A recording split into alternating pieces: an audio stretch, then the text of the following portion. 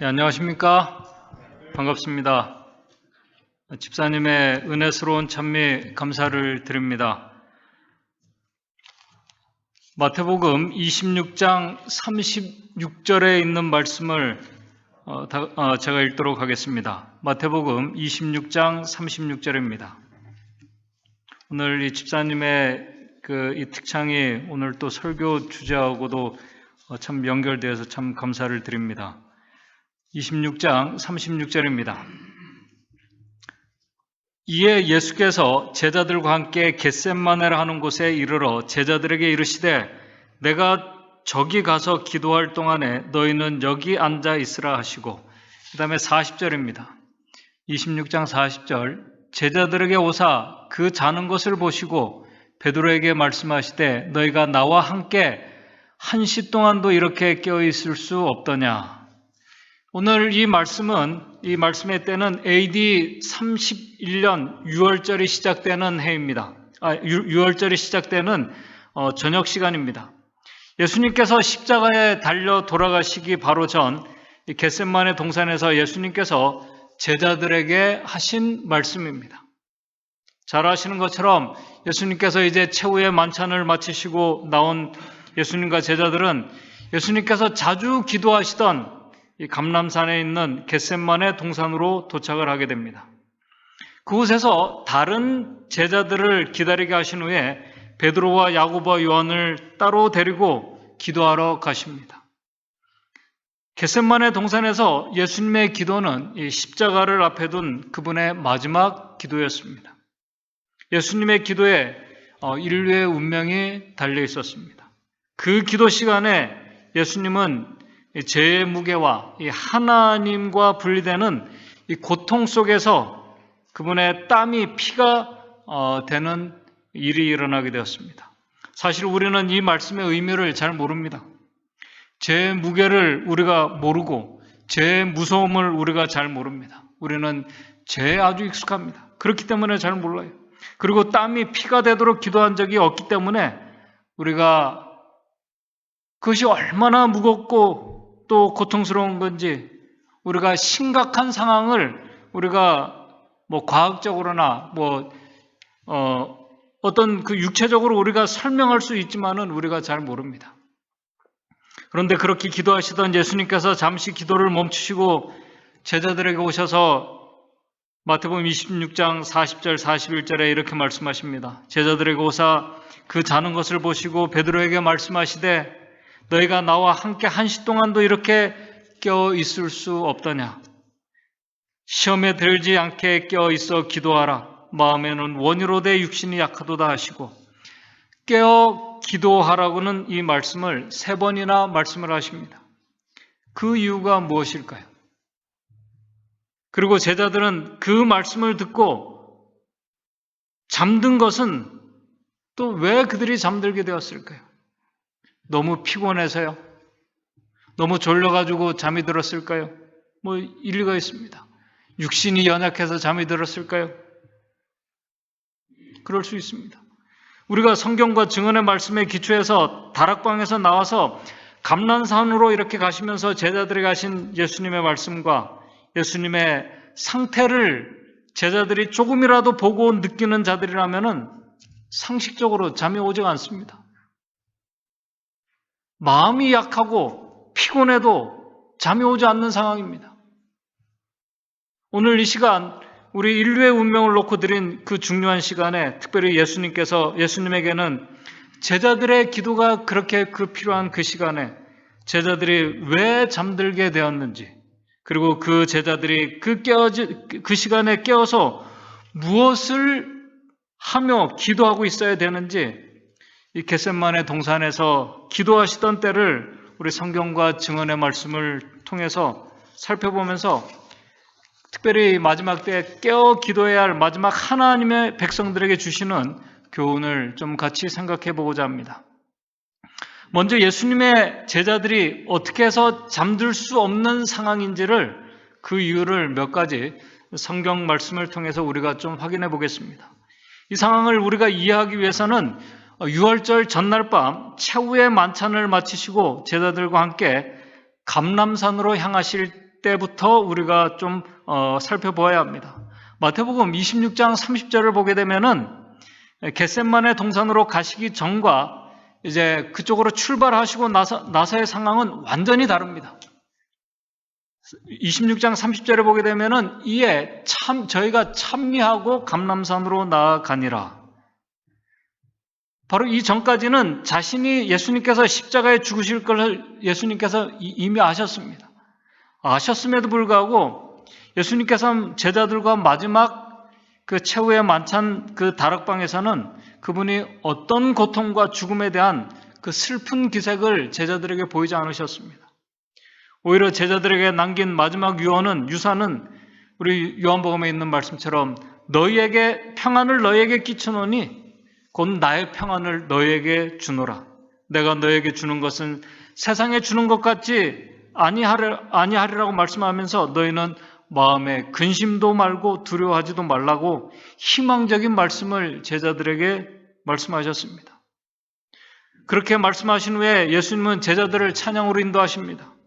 우리 시대의 소망 672쪽에 보게 되면 저희가 찬미하고 이제 감람산으로 나갔다고 했는데 저희들이 어떤 찬미를 했는지 시대의 소망에 나와 있습니다. 그때 제자들이 시편 117편 1절 2절의 찬송을 불렀다고 시대의 소망은 기록을 하고 있습니다. 이 시편 117편 1절 2절 이 찬송 시는 6월절 때가 되면은 이스라엘 백성들이 모여서 부르는 찬미입니다. 너희 모든 나라들아 여호와를 찬양하며 너희 모든 백성들아 저를 칭송할지어다. 2절 우리에게 향하신 여호와의 인자하심이 크고 진실하심이 영원함이로다. 할렐루야. 그렇게 제자들과 함께 찬미를 한 후에 다락방을 나와서 이제 6월절 축제로 모인 많은 사람들 사이로 그 사이를 지나 예수님과 제자들이 감람산으로 향하시게 됩니다. 찬미하며 나왔기 때문에 그들의 마음이 정말 기쁨으로 업이 되어 있는 그런 상태였을지도 모르겠습니다. 그런데 그들을 찬미로 인도하신 예수님이 조금 전과 달리 이제 감람산으로 향하시던 예수님께서 제자들에게 이렇게 말씀을 하십니다. 마태복음 26장 31절입니다. 31절을 보게 되면 때에 예수께서 제자들에게 이르시되 오늘 밤에 너희가 다 나를 버리리라. 지금 이 감람산으로 출발해서 가는 그 시간이 밤입니다. 우리 시대의 소망에 보게 되면 6월절 아주 밝은 달이 이렇게 환하게 비치고 있을 때라고 이렇게 기록을 하고 있습니다. 오늘 밤에 너희가 나를 버리리라. 우리 킹 제임스 버전에는 오늘 밤에 너희 모두가 나를 인하여 예수님 때문에 나를 인하여 너희가 실족하게 될 것이라고 말씀을 하고 있습니다. 요한복음 16장 32절에는 그때가 벌써 왔다고 이렇게 기록하고 있습니다. 충격적인 말씀을 제자들이 들었습니다. 예수님께서 농담하시는 분이 아니십니다. 그분이 농담하시는 분이 아님을 알았기 때문에 제자들은 이 충격적인 말씀이 도대체 무슨 말씀인가 의아했습니다. 그때 예수님의 이야기를 들은 제자들 가운데 베드로가 마태복음 26장 33절에 자신 있게 다 주님을 버릴지라도 여기 있는 사람들 다 버릴지라도 나는 버리지 않겠다고 나는 언제든지 버리지 않겠다고 확신 있게 말합니다. 그 말은 베드로의 진심이었습니다. 그러나 마태복음 26장 34절 35절에 예수께서 가라사대 내가 진실로 내게 이르노니 오늘 밤 닭이 울기 전에 내가 3번 나를 부인하리라. 베드로가 가로되 내가 주와 함께 죽을지언즉 주를 부인하지 않겠나이다 하고 그때 모든 제자들도 이와 같이 말했다고 기록하고 있습니다. 베드로뿐만 아니라 모든 제자들이 자기도 예수님 죽을 때까지 쫓아가고 버리지 않겠다고 말씀했습니다. 그 말씀을 하고 계신 때가 그날 밤, 오늘 밤이었습니다. 이해가 되지 않는 말씀을 하고 계신 것입니다. 도대체 그날 밤에 무슨 일이 일어나기에 예수님께서 그 말씀을 지금 하고 계시는 것일까? 도대체 무슨 일이 일어나기에 모두가 실족하고 다 도망하게 되는가? 여러분들이 이 말씀을 듣게 된다면 잠이 오겠습니까? 안 오겠습니까? 잠이 분명히 안 올 것입니다. 잠이 오지 않을 상황은 이것만이 아닙니다. 26장 37절, 38절에 예수님께서 고민하고 슬퍼하사, 37절의 마지막에 고민하고 슬퍼하사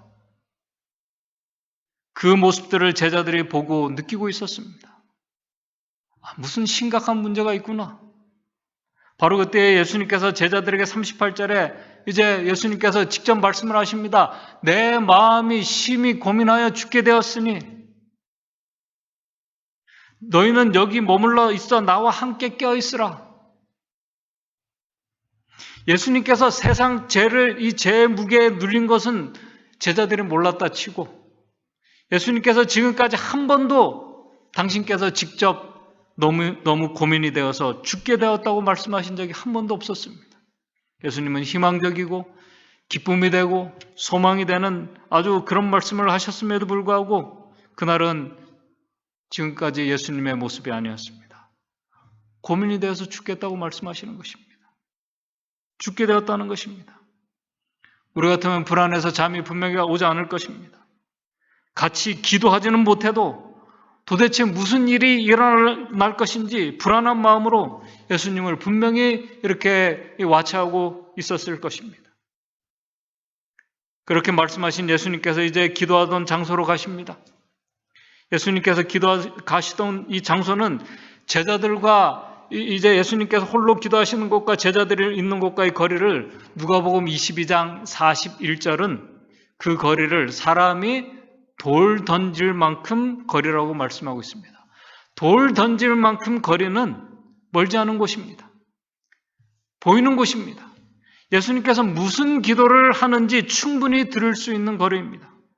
그런데도 그들이 잠들었습니다. 특별히 예수님께서 기도하시다가 다시 오셔서 나와 같이 껴 기도해달라고 부탁하실 때 그분의 얼굴에서 뭐가 흐르고 있었어요? 땀이 피가 되어서 피가 흐르고 있었습니다. 여러분들이 알고 있는 분이 아니 모른다고 해도 얼굴에 피가 흐르고 있고 정말 고민하여 죽게 되어 피가 흐르고 있는 모습을 보면서 상식적으로 그때 누가 잠이 들겠습니까? 상식적으로 잠이 오지 않는 상황입니다. 무슨 심각한 일이 분명히 일어나고 있구나. 아니면 일어났구나 생각한다면 잠이 들 수 있는 상황이 아닙니다. 특별히 그분께서 울며 크게 하나님께 간절히 하실 수만 있다면 이 잔을 내게서 지나가게 달라는 기도 소리를 제자들이 들었다면 특별히 그때 예수님께서 심각한 그때 인류의 운명이 달린 이 시간에 나와 함께 껴 기도해달라고 하신 그 말씀은 그 말씀의 의미는 뭐냐면은 너희들도 나와 같은 목적과 나와 같은 이유를 가지고 같이 기도하자는 그 말씀이었습니다. 그런데 그 목적과 이유를 몰랐다 치더라도 예수님의 그 얼굴에 피 흐르는 모습을 보고도 정말 잠들 수 있는 사람이 누가 있겠습니까? 초기문집은 이렇게 기록하고 있습니다. 167쪽입니다. 그는 깊은 슬픔에 잠겨 제자들에게 시험에 들지 않도록 기도하며 껴있으라고 말씀하셨다. 예수님께서는 눈물을 흘리시며 큰 소리로 기도하셨다. 아버지여 만일 아버지의 뜻이거든 이 잔을 내게서 옮기시옵소서. 그러나 나의 원대로 마옵시고 아버지의 원대로 되기를 원하나이다. 하나님의 아들은 심한 고민 속에서 기도하셨다. 굵은 핏방울이 얼굴에 맺혔다가 땅에 떨어지곤 했다. 여러분들 그 모습을 보고도 잠이 올 수 있겠습니까? 이때 기도하시던 예수님의 고뇌에 대해서 엘렌 화이트 여사는 주석에 마태복음 26장 36절에서 46절의 주석을 이렇게 말하고 있습니다. 어떤 슬픔도 어떤 고뇌도 하나님의 아들이 견디신 것을 측량해 볼 수 있는 것은 없다. 인간은 어떤 사람도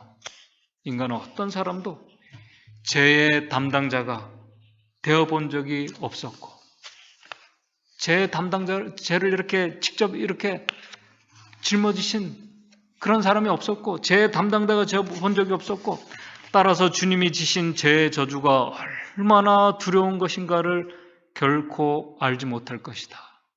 우리가 지금 저도 말하고 있지만은 그것이 얼마나 두렵고 저주가 되는지 우리가 알지 못합니다. 어떤 슬픔도 하나님의 진노가 엄청난 힘으로 그를 내려누를 때 그가 느낀 슬픔과 비교해 볼 수가 없다. 인성은 단지 한정된 양의 시련과 시험을 견딜 수 있을 뿐이다. 그래서 그 인성이 견디지 못하게 되면은 사람들이 일반적으로 그 어떤 심리적인 견디지 못하게 되면은 이 머리가 멘탈이 나가게 됩니다. 유한한 사람은 유한한 정도만을 견딜 수 있도록 있을 따름이지만은 그리스도의 본성은 고통을 느끼는 기능이 컸었다. 왜냐하면 인성이 신성 안에 존재했었고 잃어버린 세상죄로 인하여 야기된 고통을 견딜 수 있는 기능이 그분에게 있었기 때문에 그렇습니다. 그리스도께서 견디신 고뇌와 죄의 성질과 계속 죄를 짓는 사람들에게 하나님이 내리실 그 보복의 그 성질을 그분이 너무나 잘 알기 때문에, 그것을 그분이 짊어지셨기 때문에 그분이 느끼신 그 고통과, 그것은 사실 우리가 증언의 말씀을 통해서 인용하고 있지만 우리가 온전히 이해하지 못합니다. 예수님과 같은 목적은 우리가 몰라도 그분의 죄의 무게를 감당하며 하나님과 분리되는 그 고통이 얼마나 고통스럽고 두려운 것인지는 우리가 몰라도 그분의 얼굴에 그 울부짖는 그분의 그 간절히 기도하면서 얼굴에 땀이 피가 흐르는 것을 우리가 보고 있으면서 잘 수 있는 사람은 없습니다. 예수님과 아무런 상관이 없는 사람이면 몰라도 특별히 하늘의 왕께서 그 고통 속에 눈물을 흘리며 기도하시던 모습을 지켜보고 있던 천사들 중에 한 천사가 하늘에서 내려와서 예수님을 돕는 모습을 보고도 잠들 수 있는 사람이 과연 얼마나 될까요? 누가복음 22장 43절은 이렇게 기록을 하고 있습니다. 누가복음 22장 43절에 사자가, 하늘의 천사를 말합니다. 사자가 하늘로부터 예수께 나타나 힘을 돋더라. 하늘의 천사가 내려왔습니다. 우리 시대의 소망에는 예수님이 실신했다고 기록하고 있습니다. 그 천사가 예수님의 머리를 자기 품에 안고 예수님을 지금 돕고 있는 모습입니다. 이 천사는 우리 누가복음 1장에 보게 되면 사가랴에게도 나타났고 그 다음에 마리아에게도 나타났던, 그리고 예수님께서 40일 동안 강야에 기도하셨을 때 와서 수종 들었던 가브리엘 천사였습니다. 기도하다 의식을 잃고 쓰러진 예수님을 돕기 위해서 가브리엘 천사가 보냄을 받았습니다. 이 천사는 자신이 그 고난을 취하기 위해서 온 것이 아니라 예수님께서 이 십자가의 잔을 마실 수 있도록 하기 위해서 보냄을 받은 천사였습니다.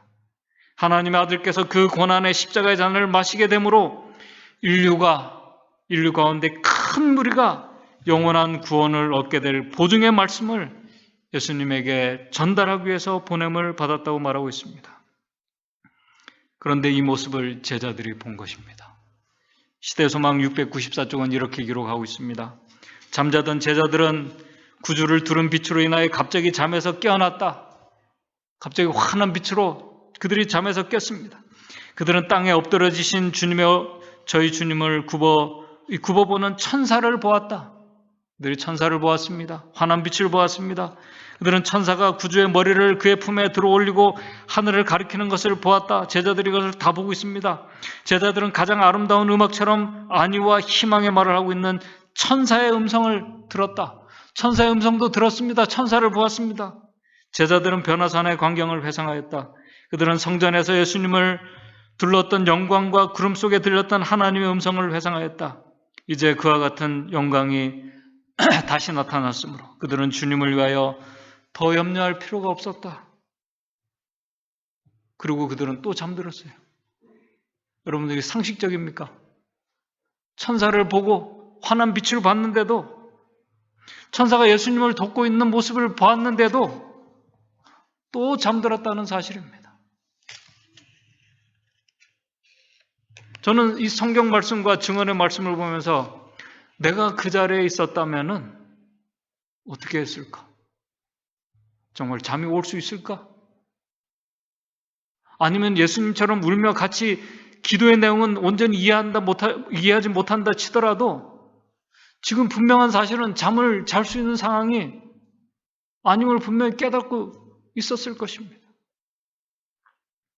시대의 소망은 이렇게 기록하고 있습니다. 698쪽에 처음에 제자들은 항상 매우 평온하고 위엄이 있으신 저희 주님께서 이해할 수 없는 슬픔으로 고투하시는 것을 보고 매우 걱정했었다. 당연한 것입니다. 고통하는 자의 힘찬 부르짐을 듣고 그들은 기도했었다. 처음에 제자들도 같이 기도했습니다. 같이 기도해달라고 했을 때 기도했다고 말씀하고 있습니다. 처음엔 그들도 예수님의 당부를 듣고 걱정 가운데 기도했습니다.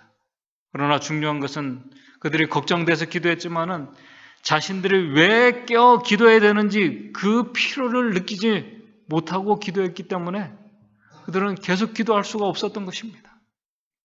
우리 증언의 말씀에는 예수님의 제자들이 그 천사들을 보고도 예수님이 피를 흘리며 울며 기도하는 모습을 보고도 깨어 기도하지 못한 이유를 몇 가지 말씀을 하고 있습니다.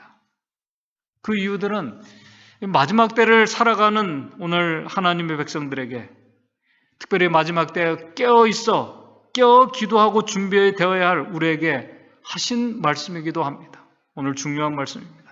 그렇다면 제자들이 깨어 기도하지 못한 이유가 무엇일까? 첫째는 시대의 소망 689쪽에 이렇게 말하고 있습니다. 그들은 그리스도께서 권고하신 대로 강한 조력자를 바라보지 않았다. 이 바라봄의 원리는 이 겟셋만의 동산에서도 그대로 적용되는 원리입니다. 바라봄의 원리는. 예수님께서는 그들이 바라볼 수 있고 들을 수 있는 거리에서 기도하고 계셨습니다. 그럼에도 제자들은 기도하고 계신 예수, 특별히 그들을 도울 강력한 이 조력자, 오늘 우리가 어떤 근심이 있든지 우리의 삶에 문제가 있든지 우리를 분명히 도와주실 수 있는 예수 그리스도가 계십니다. 그 예수 그리스도를 그들이 바라보지 않았다는 것입니다. 기도하고 있는 모습을 보고도 하나님의 자녀들은 모든 일에 있어서 매 순간 예수를 우리가 생각하고 바라봐야 되는 자들입니다. 성경 말씀이 그것을 말씀하고 있어요. 둘째, 시대소망 688쪽에 그들은 시험을 물리치기 위하여 깨어서 열심히 기도할 필요가 있음을 깨닫지 못하였다. 기도의 필요성을 느끼지 못하는 자들에게 기도하라는 말은 그들이 이해하지도 못하고 사실 받아들이지 못하는 말입니다. 여기서 기도의 필요성을 깨닫지 못했다는 말은 이 바리새인들처럼 많이 기도하고 자신이 소원하고 목적하는 것을 이루기 위해서 기도를 이용하라는 그런 말씀이 아닙니다. 지금 자신이 어떤 상태인지, 어떤 상황 가운데 있는지, 어떤 시험 가운데 있는지 자신의 상태를 모르기 때문에 이 제자들은 처음에 기도는 했지만 왜 그 밤에 예수님과 같이 혼신을 다해서 깨어 기도해야 되는지 그 이유를 깨닫지 못하고 있었기 때문에 그들은 깨어있을 수가 없었던 것입니다. 하나님의 자녀들이 기도해야 할 중요한 이유 중에 하나는 자신의 상태, 자신이 어떤 모습을 보고 어떤 모습인지를 바라보고 깨닫기 위해서 또 그것을 알려주시는 진리의 성령을 위해서 우리가 기도해야 됩니다. 바로 그런 자들이 사실 깨어있는 자들입니다. 그렇다면 제자들은 어떤 상태에 있었는가? 그 세 번째 이유입니다. 그 이유는 사실 그들이 깨어 기도하지 못한 이유이기도 합니다. 시대소망 688쪽입니다. 그러나 제자들은 자신을 의지하였다. 그 시간에도. 베드로는 다 주님을 버려도 저는 버리지 않겠다고 그가 자신 있게 얘기했습니다. 진실이었습니다. 그러나 자신이 얼마나 연약한 존재인지, 얼마나 깨었어야 할 자인지 그는 자신을 알지 못했습니다. 기도하지 못하는 것입니다. 자신을 의지하는 것처럼 이 세상에 위험하고 연약한 것은 없습니다. 그렇기 때문에 그들을 도우실 수 있는 강한 조력자이신 예수 그리스도 앞에서 그들이 기도하고 계시는 것을 보고도 또 그것을 보이지가 않는 것입니다. 그렇기 때문에 이제 네 번째 가장 중요한 이유, 시대소망 688쪽입니다. 그들은 혼수 상태에 빠져 있었다. 시대소망에 있는 말씀이에요. 여러분, 혼수 상태가 아시죠? 제가 앞에서 예수님의 제자들이 결코 잠들지 못할 상황들에서 설명을 드렸습니다. 피 흘리시는 예수님의 모습을 보고도 이 세상에서 가장 한 번도 본 적이 없는 큰 고뇌 가운데 피를 흘리며 기도하고 계신 예수님께서 그들 앞에 있었음에도 불구하고, 심지어 천사를 보았음에도 불구하고, 천사의 음성을 들었음에도 불구하고 그들은 혼수 상태에서, 이 혼수 상태라는 것은 한마디로 말해서 무의식 상태를 말하는 거예요. 아무 생각이 없고 혼수 상태에 있었기 때문에 그들이 잠들 수밖에 없었다고 이렇게 표현하고 있습니다. 이 시대의 소망에는 이 혼수 상태라는 표현을 두 번이나 이 강조해서 표현을 하고 있는데, 제가 좀 읽어드리겠습니다. 시대의 소망 694쪽입니다. 그들은 천사가 구주의 머리를 그의 품에 들어 올리고 하늘을 가리키는 것을 보았다. 아까 말씀을 제가 드렸습니다. 제자들은 가장 아름다운 음악처럼 안위와 희망의 말을 하고 있는 천사의 음성을 들었다. 제자들은 변화산의 광경을 회상하였다. 그들은 성전에서 예수님을 둘렀던 영광과 구름 속에 들렸던 하나님의 음성을 회상하였다. 이제 그와 같은 영광이 다시 나타났으므로 그들은 주님을 위하여 더 염려할 필요가 없었다. 그분은 하나님의 돌보심 아래 있었으며 그분을 보호하려고 힘센 천사가 보내심을 받았다. 제자들은 필요한 나머지 다시금 그들을 엄습한 여기 이상한 혼수 상태라고 이렇게 표현하고 있습니다. 이상한 혼수 상태에 빠져들어갔다. 다시 예수께서는 제자들이 자고 있는 것을 보셨다라고 이렇게 기록을 하고 있습니다. 여러분, 이상한 혼수 상태. 저는 이게 설명이 되지가 않아요. 상식적으로 설명이 되지 않는 상태입니다. 근데 그것을 시대 소망에는 그들이 그렇게 될 수밖에 없었던 것이 뭐냐면 이상한 혼수 상태에 빠져 있었기 때문에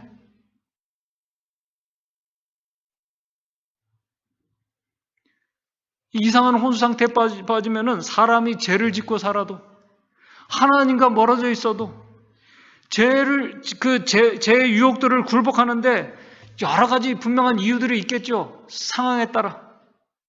우리가 설명할 수 없는 것들도 분명히 많이 있습니다.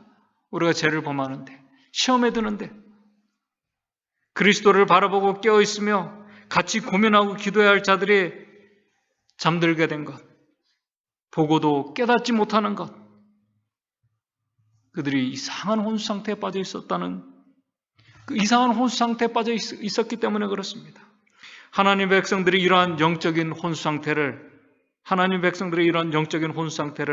우리 증언보감 1권 502쪽에는 죄악의 치명적인 혼수 상태라고 이렇게 표현하고 있습니다. 하나님의 백성들이 영적인 혼수 상태에 빠지게 되면은 제자들처럼 기도하는 것 같지만은 결국 부주의하고 잠들 수밖에 없게 된다는 사실입니다. 여러분들 잘 아시는 것처럼 결국 잠들었던 제자들은 예수님을 잡으러 온 이 폭도들이 왔을 때 그들은 자다가 결국 예수님의 말씀대로 다 그들이 실족하고 다 도망갔습니다. 예수님을 부인하게 되었습니다. 나는 죽을 때까지 예수님을 쫓아가게 했던 이 베드로도 예수님을 부인했어요. 그날 밤에.